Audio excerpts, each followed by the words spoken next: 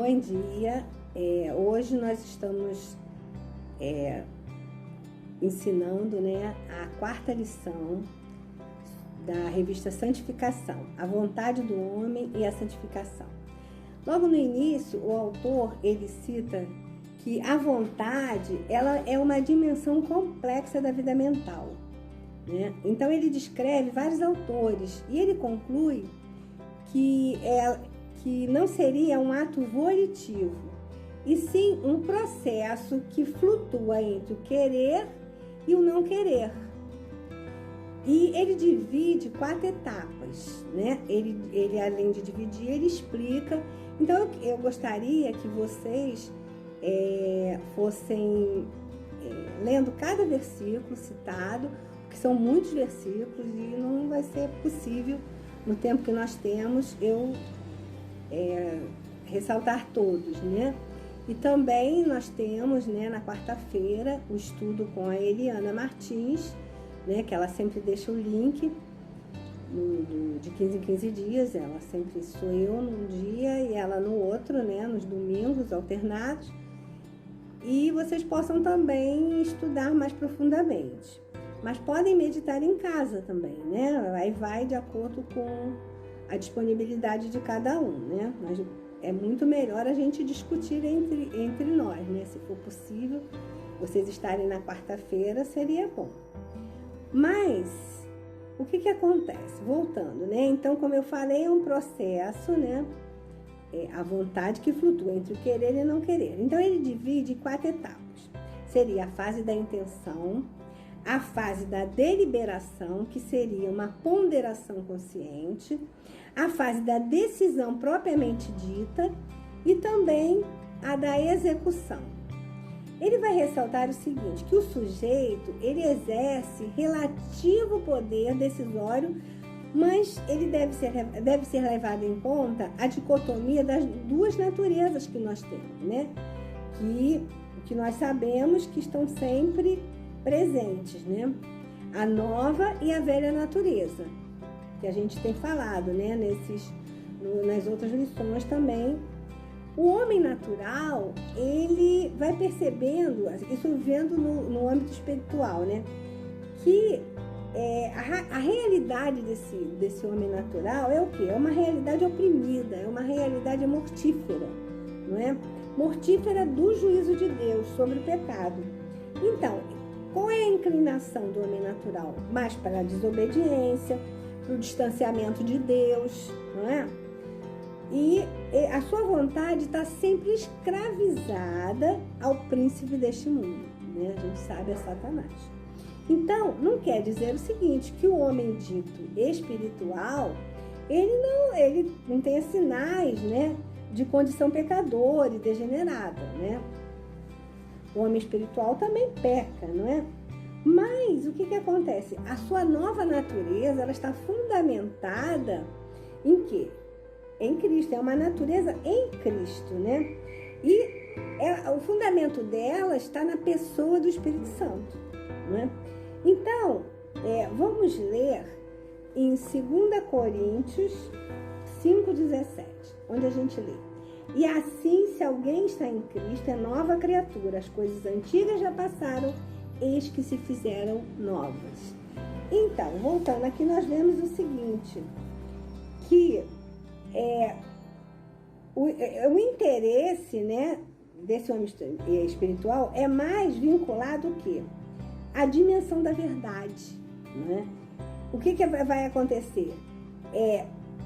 Vai haver uma libertação dessa vontade, né? E a gente lê em João 8,31, que fala, então Jesus disse aos judeus que haviam crido nele, se vocês permanecem na minha palavra, são verdadeiramente meus discípulos. Então, essa verdade vai prevalecer, não é? Então, o homem se torna livre com capacidade de julgar, né? Para julgar com pleno exercício da razão, e ele vai compreender as repercussões das suas ações. Então, vamos pensar o seguinte, que no processo de santificação, né, isso à luz dessa exposição acerca da vontade que nós estamos falando, da vontade humana, e da própria constituição do crente, que é tabernáculo do Espírito Santo, nós vamos entender o seguinte, que Deus é soberano. E a vontade humana está circunscrita à sua soberania. Então, o homem, ele é governado e dirigido por Deus, né? Mas muitas vezes o crente, ele entristece, né, o Espírito Santo, pois ele cede aos apelos da carne, né? Então, a sua velha natureza, às vezes, toma um lugar. E o que acontece, né? Deus vai e disciplina. Então, Deus disciplina por quê? Porque a fim de que sejam restabelecidos, né, os propósitos dele. Então, a gente tem que perceber o seguinte, que nós estamos sujeitos, né, a Deus o tempo todo. Então, essa luta interna que muitas vezes nós travamos, né, Deus está ali conosco, né, mas prevalece sempre a vontade de Deus na nossa vida. Quando a gente lê em Hebreus 12, 4, a gente lê o seguinte, vamos ler 4, 5 e 6. Na luta contra o pecado, vocês ainda não resistiram até o sangue. Vocês se esqueceram da exortação que lhes é dirigida como os filhos? Filho meu, não despreze a correção que vem do Senhor, nem desanime quando você é repreendido por ele. Porque o Senhor, ele corrige a quem ama e castiga todo filho a quem não o aceita. Não, desculpa, é a quem aceita, né? Então, o que acontece? Nós precisamos nos cuidar e desenvolver a nossa salvação. Vamos então definir, nós temos aqui vários itens que falam sobre a vontade responsiva para a santificação. Vamos definir nossos principais motivos para uma vida obediente e diligente, né? E diligente no desenvolvimento da nossa salvação. Primeiro, a vontade responsiva para a santificação seria a gratidão. O que seria a gratidão? Porque essa é uma das nossas motivações rudimentares. Quer dizer, no início de tudo, nós fomos escolhidos, né? Nós fomos pessoas escolhidas antes da fundação do mundo, né? Para que nós fôssemos filhos em Cristo. Então, se nós permanecermos e chegarmos a uma maturidade espiritual, o que acontecerá? Né? Estaremos agradecidos e o Senhor Deus, nesse processo de santificação, Ele vai nos preparar para a vida eterna. Ele não vai nos deixar, em nenhum momento, não vai deixar que nós nos saiamos do seu caminho. E o que a gente precisa pensar é o seguinte, que Ele vai nos livrar do mal, né? Ele vai nos dar, vamos dizer assim, possibilidade de superar qualquer estratégia, qualquer seta, né, que aconteça na nossa vida, né, que nos desestabilize, né? Deus vai estar conosco, né? Ele vai demonstrar o seu amor por nós. Então, nós vamos ler em Colossenses 3,15. Agora, antes de ler Colossenses 3,15, eu quero colocar o seguinte, que o que vai acontecer a partir de tudo isso que eu falei? Ele vai nos dar a possibilidade sempre de uma reconciliação com Ele. Vamos ler Colossenses 3,15. Que a paz de Cristo seja o hábito do coração de vocês, pois foi para essa paz que vocês foram chamados, em um só corpo, e sejam agradecidos. Então a gente está lendo que seremos gratos e a paz será o hábito do nosso coração, não é? A segunda vontade responsiva seria, para a santificação, será estabelecida em razão do temor que nós precisamos ter a Deus. Pois nós precisamos ter reverência, precisamos ter submissão, não é? Então, tendo em vista o seguinte, que a vontade soberana de Deus, né, é ela que vai fazer tremer a terra e que vai se manifestar na sua criação. Então, nós vamos estar sempre, né, ligados a esse Deus, né? Porque Ele vai efetuar em nós tanto querer quanto realizar, né? Segundo a sua boa vontade. Isso nós lemos, né? Eu só estou citando em Filipenses 2,13. Agora, irmãos, o temor do Senhor, ele nos enche de sabedoria. E nós vamos saber, a partir disso, que a honra e também pela obra, ele nos honra, né? E pela obra que ele faz em nossas vidas, né? Nós vamos honrá-lo todo o tempo, né? Nós vamos viver submissos a ele todo o tempo. O desenvolvimento da nossa salvação vai ser um processo na nossa vida, né? Agora, precisa estar isento de murmuração, de contendas, e também não devemos nos vangloriar, né? Nada disso faz parte do nosso processo de salvação. Agora, em terceiro lugar, tem a vontade responsiva para a santificação em razão da adoção, porque nós fomos adotados por Deus, né? Nós somos dependentes deles, não é? E a nossa dependência é direta do Espírito Santo, de Deus, né? Seremos obedientes à medida que fomos nos separando, né, dos filhos da desobediência, porque nós temos que nos separar dos filhos da desobediência e de todas as práticas, para que possamos passar por esse processo de santificação. E nós vamos ansiar o quê? Para vê-lo, né, aprovando as nossas escolhas, aprovando as nossas decisões, né, que vão estar sempre de acordo com a sua palavra. Agora, por último, a vontade responsiva para a santificação em razão da nova aliança. A base da nova aliança é a graça, né?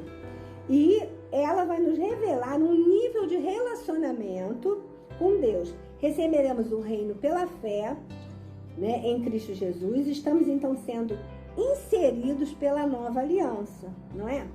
Ela vai nos impor a manutenção da proximidade com Deus, quer dizer, à medida que a gente for agraciado por tudo isso, nós vamos nos mantendo cada vez mais íntimos de Deus. Devemos servir a Deus e não reter a graça. Até que ponto, vamos nos questionar, né? Até que ponto que nós todos, né, que vivemos vários compromissos, né? Até que ponto todos esses compromissos que nós firmamos, né, na nossa existência, ele está abaixo dessa nova aliança. Quer dizer, a nova aliança precisa estar acima desses compromissos. Até que ponto? Então, isso é uma questão que fica para nós. Vamos finalizar, né? Mas antes vamos ler Gálatas 5:17. Porque nós precisamos nos santificar, mas a luta é grande, nós precisamos lutar o tempo todo, né? E deixar as coisas, como a gente leu acima, que não fazem mais parte da nossa vida. Nós precisamos olhar para o alto e seguir em frente. Porque em Gálatas 5:17 a gente lê, porque a carne luta contra o espírito luta contra a carne, porque são opostos entre si, para que vocês não façam o que querem. Então, se deixar por nós, né, fazemos, vamos dizer assim, todas as vontades, sem essa vontade estar submissa à vontade de Deus, né, nós pecaremos.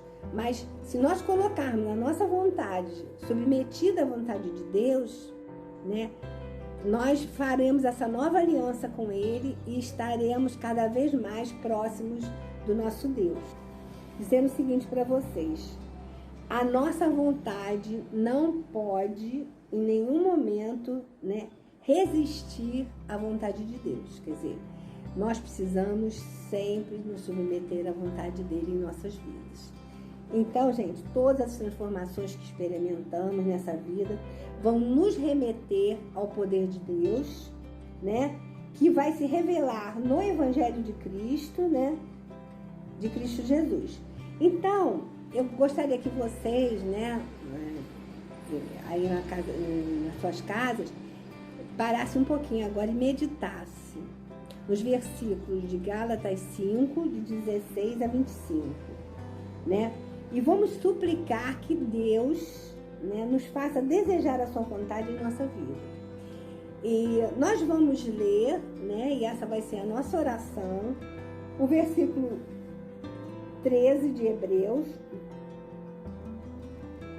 quer dizer, o capítulo 13 de Hebreus e os versículos 20 e 21, tá bom? Eu vou ler aqui na Bíblia, né, 13, 20 e 21.